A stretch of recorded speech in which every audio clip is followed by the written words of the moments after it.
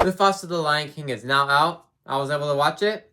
Is it better than the other stuff? Well, let's talk about it.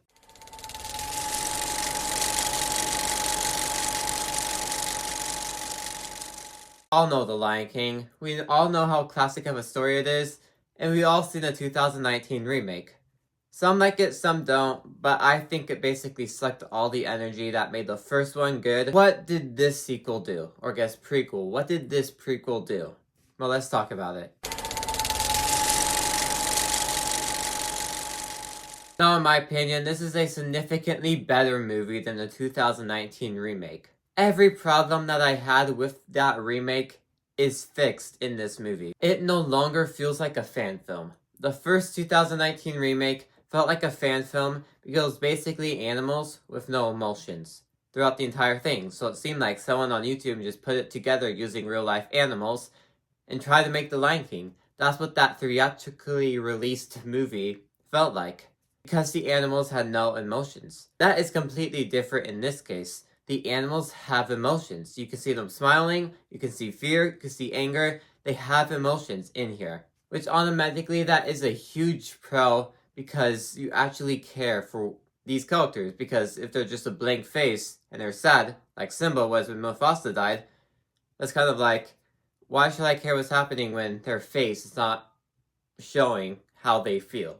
Especially when emotion is a huge key factor in The Lion King. Another problem with the original 2019 remake is how the animals sung. The choreography and just the lips didn't really match what the animals were singing.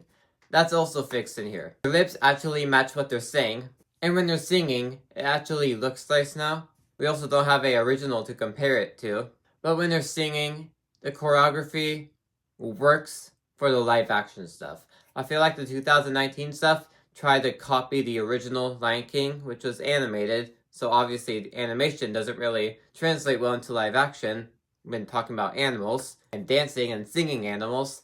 But since this one doesn't really have an original to go off of, it kind of did its own thing and works in its own live action realm that makes the choreography work and the songs work for at least how they look. Now the animation in here, if that's what you want to call it. But anyways, you can also call this live action. It looks live action, but the entire thing is animated, and you can tell they put work into it because it looks so realistic. It looks like an actual nature environment.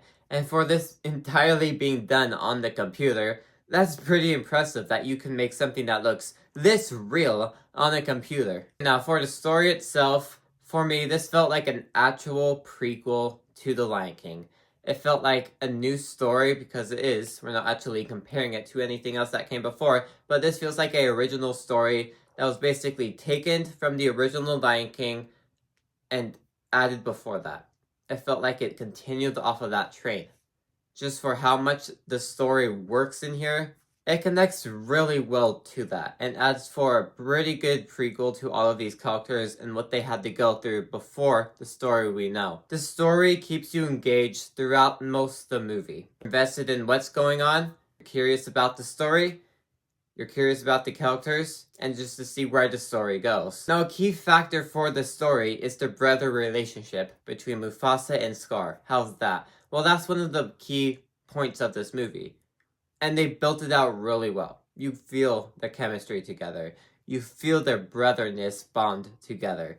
And you're just waiting throughout the entire movie for Scar to snap at Mufasa and change his attitude, because you don't want it to happen, because they built such a good brotherhood connection together. I feel like the songs in here are well written, which they're made from the person who wrote the songs of Moana, so it kind of makes sense, which is why he didn't do Moana 2, which was a mistake. He obviously wrote them in here, and the songs sound nice. More on those later. But those are all my pros. Let's go to the cons.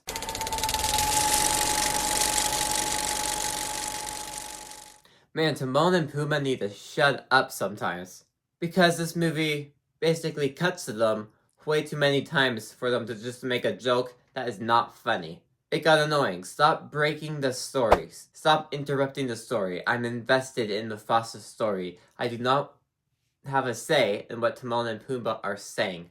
I'm invested in the story, so stop interrupting it. And they kept interrupting the story. I don't need your commentary on the movie. I want to see the story of Mufasa and Scar. not Timon and Pumbaa's commentary on the story. That's what Lion King 1.5 is for, not Mufasa. Okay, I did talk about the songs in here. Like I said, they're not bad, but they're not memorable. The things about the Moana songs is they're memorable. You sing them over and over again. You listen to them over and over again. That's one of the things that makes that movie the movie it is today. Mufasa is almost the complete opposite. The songs are good enough, but they're not songs that you go back to listen to. I don't see myself ever listening to a song in this movie again, unless if I'm actually watching the movie itself. Not really songs that you would sing or listen to just in the car jamming out to, unlike the original Lion King. They're not bad, they're well written, just like the Moana songs, but they're not songs that are catchy enough to listen to over and over again. You can tell the songs were just put in here because it's the Lion King property, and Lion King needs music in it, so putting music into this was just a choice. One big thing though is that this doesn't feel like the origin of Scar. Scar goes through a certain click in here that makes him Scar, and he doesn't feel like Scar. For one, that click that made him turn evil is not really a thing that would make a person kill their brother. Now, there was a way to make it work with the certain story beats they had in here, and the brother dynamic that they built up. There was a way to make it work, but since you didn't execute that emotional beat with the brotherhood and the betrayal, and since Scar moment that he changed wasn't a thing that would make someone change like that darkly, and the movie just made it seem like by the end of the movie that throughout the events of The Lion King, Scar was just feeling bad for Mufasa the entire time. He was just doing it anyways. I just don't see how that specific moment made him Scar. I can see how moments after this could have made him Scar, but this exact moment that they showed in the movie did not make Scar Scar. He will not be doing what he is doing in The Lion King because of these moments. He has to go through something more dramatic. Something to really break up Mufasa and Scar's relationship with each other. But they didn't do that, and there was certainly a way to do that and make it a lot more impactful. Now, one key thing is, I don't see myself ever really rewatching this movie. Like, I'll probably buy it, but I don't see myself ever rewatching it. One thing is, why would I rewatch this when I have the original 1994 one right here? And this really works as like a one-time watch.